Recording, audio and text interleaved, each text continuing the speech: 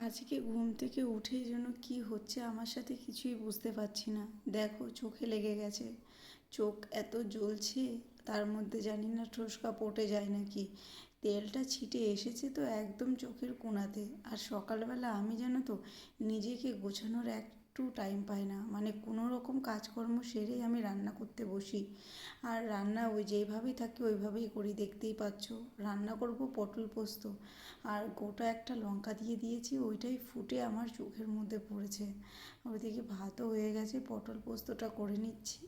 এদিকে ভাবলাম পুঁই শাকগুলো সেই যে বাপের বাড়ির থেকে এনেছি, মানে আমাদের নিজস্ব খ্যাতের পুঁই শাক আর ঘরে ফ্রিজেই পচছে। আমি কি না আর রান্নাই করে ফেলি, তাই কুচিয়ে রান্না করলাম। আর এইভাবে পুঁই শাক কুচিয়ে কারা কারা খাও অবশ্যই বলো।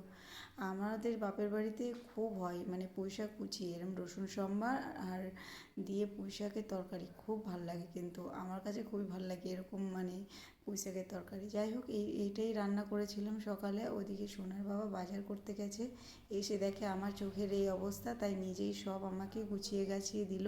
এমনকি আমার লক্ষ্মী সোনা বরটা আজকে মাছও সুন্দরভাবে আমাকে পরিষ্কার করে ধুয়ে দিয়েছে।